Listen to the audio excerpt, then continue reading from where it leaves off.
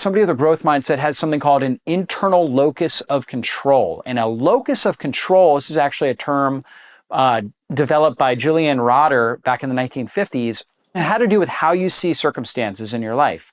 Somebody with an internal locus of control, let's say, you get in a car accident, let's say some bad circumstance happens. That individual thinks, hey, what could I have done better in this situation to bring about a better outcome? What could I do better going forward? How can I improve?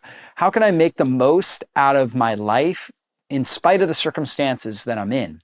Somebody with an external locus of control, they always look at circumstances and they say, well, it's more of a victim mentality. It's more of, well, because these bad things happen to me, or because this person's being mean to me, or because this person's not allowing me to get to the next step, or allowing me to heal, that's why I can't get better. It's because of all of these circumstances or this person's fault. So the locus of control goes away from the individual and onto circumstances. It's a circumstance that actually has the power, or it's the individual around them that has the power over what they're experiencing. Somebody with an internal locus of control, they understand I have the power over what I'm experiencing. In spite of the challenges I'm facing, I'm going to be full of joy. I'm going to be full of happiness. I'm going to do the best I can with the circumstances that I'm in. And so obviously, when we look at those two mindsets, we all want to be in the growth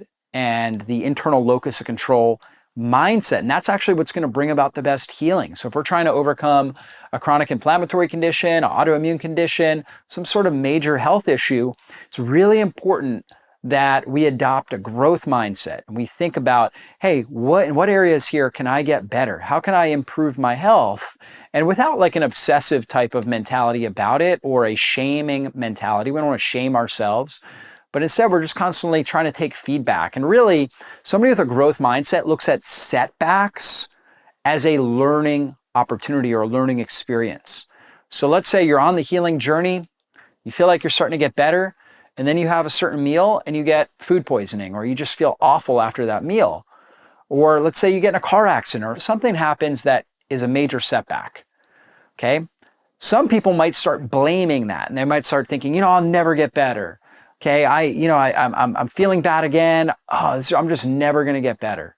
Right. And that's kind of that fixed mindset, external locus of control. Whereas the growth mindset says, you know what? I wonder what was in that meal. I wonder if there was something in there that I just didn't respond well to. Maybe I could cook this differently. Maybe it's such and such food. My body just doesn't respond to it. Maybe I'll do an isolation test and see if that's the food that's triggering problems for my body.